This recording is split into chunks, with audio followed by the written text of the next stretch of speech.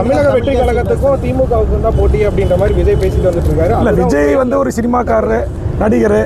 அவரை வந்து இங்கே திமுக அதிமுகவின் மேல் இருக்க வெறுப்பில் மக்களுக்கு அறிமுகமான ஊடகத்தின் வாயிலாக, திரைப்பட வாயிலாக மக்களுக்கு அறிமுகமான அவரை பார்ப்பதற்கு மக்கள் ஆயிரக்கணக்கில் கூடுறாங்க என்பது உண்மை. அது எல்லாம் ஓட்டுக்களாக மாறுமா என்பதை நாம் தேர்தல் அன்றைக்கு தான் தீர்மானிக்க முடியும். ஆனால் விஜய் ஒரு குறிப்பிட்ட வாக்குகளை தமிழ்நாட்டில் பிரிக்கின்ற ஒரு சக்தியாக அவர் இருப்பார் என்பதுதான் என்னுடைய கணிப்பு. இந்த தேர்தலில் யாருக்கும் தனி மெஜாரிட்டி வருவதற்கு வாய்ப்புகள் இல்லை.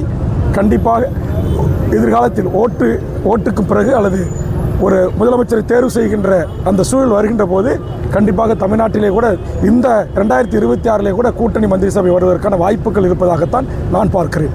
அதே மாதிரி பார்த்தீங்கன்னா தமிழக வெற்றி கழகம் வந்து எடப்பாடி சட்டமன்ற தொகுதியில் போட்டி போட முடியாத சூழல் இருக்குது.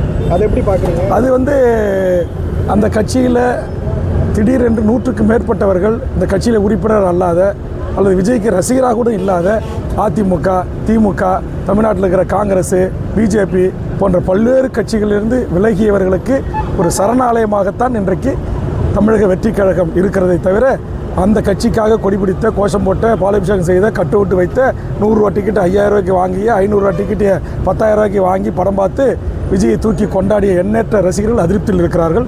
அவர்களுடைய வாக்குகளும் அவர் விஜய் என்கிற ஒரு நடிகருக்கு பின்னால் ஒட்டுமொத்த தமிழ்நாட்டு ரசிகர்கள் செல்ல மாட்டாங்க. இன்றைக்கி லட்சக்கணக்கான கோடிக்கணக்கான ரசிகர்கள் அஜித்துக்கு இருக்காங்க. அவங்க ரசிகர்கள் விஜய்க்கு போடுவாங்களான்றதை உறுதி செய்ய முடியாது. கமலஹாசனுடைய ரசிகர்கள் இருக்கிறாங்க. திரு ரஜினிகாந்தனுடைய ரசிகர்கள் விஜய்க்கு எதிராக இருக்கிறாங்க. இதுமாதிரி தமிழ்நாட்டில் எண்ணற்ற திரைப்பட நடிகர்கள் இருக்கிறாங்க, பிரபலங்கள் இருக்கிறாங்க. அவர்கள் வாக்குகள் எல்லாம் நல்ல மனிதர்களுக்கு, நல்ல வாக்காளர்களுக்கு வாக்களிக்க தயாராகி விட்டார்கள். அதனால் என்னை பொறுத்தவரை அஜித் ரசிகர்களோ, ரஜினி ரசிகர்களோ, ஏனைய திரைப்பட கதாநாயகருடைய ரசிகர்கள் எல்லாம் கூட அவர்களுக்கும் சேர்த்து போராடுகின்ற வேல்முருகனுக்கு வாக்களிப்பதற்கு, தமிழக வாழ்வுரிமை கட்சிக்கு வாக்களிப்பதற்கு, கேமரா சின்னத்திற்கு வாக்களிப்பதற்கு தயாராகி விட்டார்கள். பல ரசிகர் மன்றத்திலிருந்து எனக்கு ஆதரவு தெரிவித்திருக்கிறார்கள். அதே மாதிரி பார்த்தீங்கன்னா எடப்பாடின்றது எதிர்கட்சி தலைவரோட தொகுதியாக இருக்குது. இப்போ இந்த தொகுதியில் உங்களுக்கான வரவேற்பு இருக்கு, எப்படியான? எங்களுக்கு வந்து அதான் நான் சொன்னேன், அவர் ஒரு ஏழை பங்காளன், ஒரு விவசாயி. அவர் சினிமா நடிகரோ சீரியல் நடிகரோ அல்ல. அவர் விவசாய குடியில் பிறந்திருக்கிறாரு. விவசாயிகளுக்கு அவரை தெரிகிறது, பொதுமக்களுக்கு அவரை தெரிகிறது.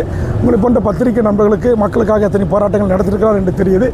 இனிதான் நீங்கள் மக்களிடத்தில் அவரை கொண்டு போய் சேர்க்க வேண்டும். நிச்சயம் அப்படி சேர்க்கின்ற போது மக்கள் அவர்கள் ஆதரவு அளிப்பார்கள் என்று நான் நம்புகிறேன். வருங்காலத்தில் நீங்களும் தமிழ் தேசியவாதியாக தமிழ் தேசியத்துக்கு துரோப்படுத்த வரீங்க. அதே மாதிரி சீமானும் உங்களை மாதிரியே இருக்காரு. நீங்கள் அவங்க கூட கூட்டணி வைக்கிறதுக்கு வாய்ப்பு இருக்கா? அது எதிர்கால அரசியல் எப்படி வேண்டுமானாலும் நடைபெறலாம். ஆனால் என்னை பொறுத்தவரையில் அரசியலில் ஒன்று சொல்லுவாங்கள்ல, நிரந்தர நண்பர்களும் இல்லை, நிரந்தர எதிரிகளும் இல்லை. ஆனால் எனக்கு கொள்கை நிரந்தர எதிரி. திமுகவினுடைய தமிழர் விரோத கொள்கைகள் நிரந்தர எதிரி. பாரதிய ஜனதாவினுடைய மனிதகுல விரோத கொள்கை நிரந்தர எதிரி. எம் ஈழத்தில் இன மக்களை கொன்று குவிப்பதற்கு ராடார்களையும் பீரங்கிகளையும் இராணுவ விமான ஓட்டிகளையும் அனுப்பிய காங்கிரஸ் எனக்கு நிரந்தர எதிரி. மீதி தமிழ்நாட்டில் இருக்கின்ற அருமை மருத்துவர் ஐயாவோ, மருத்துவர் அன்புமணி ராமதாஸ் அவர்களோ, அண்ணன் திருமாவளவனோ, கம்யூனிஸ்டுகளோ எனக்கு எதிரிகள் அல்ல. அதே மாதிரி வந்து ராமதாசும் ஐயாவும் தனித்தனியே நிற்கிறாங்க. அதில் விரைவில் வந்தவர் கூட நேற்று சேலத்தில் ஐயா மயங்கி வந்துட்டாங்க. என்னை வளர்த்தவர். அவர் மூலமாக 2 முறை சட்டமன்றமாக தமிழ்நாட்டில் கொறடாவாக, அரசு கொறடாவாக பணியாற்றியவன். பாட்டாளி மக்கள் கட்சியில் ஐயாவுக்கு அடுத்த நிலை பொறுப்பில் முக்கிய தலைவர்களில் ஒருவராக இருந்தவன்.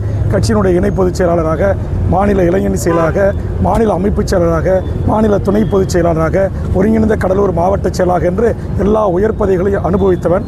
அதனால் ஐயாவுக்கும் மருத்துவர் அன்புமணிக்கு ஏற்பட்டிருக்கிற இந்த மனக்கசப்புகள் இந்த தேர்தலோடு முடிந்து நிச்சயம் அவர்கள் இருவரும் ஒரே குடையின் கீழ் ஒற்றுமையாக எதிர்வரும் நாடாளுமன்ற தேர்தலையும் உள்ளாட்சி தேர்தலையும் சந்திக்க வேண்டும் என்பது என்னுடைய விருப்பம். காரணம், சமூக நீதிக்காக போராடுகின்ற ஒரு அரசியல் கட்சி பாட்டாளி மக்கள் கட்சி. ஆக சமூக நீதிக்காக போராடுகின்ற பாட்டாளி மக்கள் கட்சியோ அல்லது சமூக நீதி இயக்கங்களாக இருக்கின்ற பிற அரசியல் கட்சிகளையோ இங்கு எதிர்புறமாக நிறுத்துகிற அந்த அரசியல் முற்றிலுமாக ஒழிக்கப்பட வேண்டும். உதாரணத்துக்கு இப்போ நான் பண்ருட்டி தொகுதியில் சிட்டிங் எம்எல்ஏ. இங்கே கூட விடுதலை சிறுத்தைகளுக்கு அந்த இடத்தை திமுக ஒதுக்கி கொடுக்குது. அண்ணன் திருமா அவர்கள் ஒரு பேட்டியில் அதை கிளியராக சொல்கிறாரு. நான் வந்து கேட்டது நாகப்பட்டினம் தான் கேட்டேன், ராயபுரம் தான் கேட்டேன். ஆனால் முதலமைச்சர் தான் நீங்கள் பண்ருட்டியில் நில்லுங்க அப்படின்னு எனக்கு பண்ருட்டியில் இடம் கொடுத்துருக்காரு. அப்போ இது என்ன தெரியுது? நாங்கள் அண்ணன் தம்பியாக இருக்கிற, சகோதரத்தோடு இருக்கிற, ஒரு சமூக புரிதலோடு இருக்கிற விடுதலை சிறுத்தைகளையும் வேல்முருகனையும் எதிர்புறமாக நிறுத்துகிற இந்த மோசமான அரசியல் இந்த மண்ணுக்கு வேண்டாம் என்பதுதான் என்னுடைய விருப்பம்.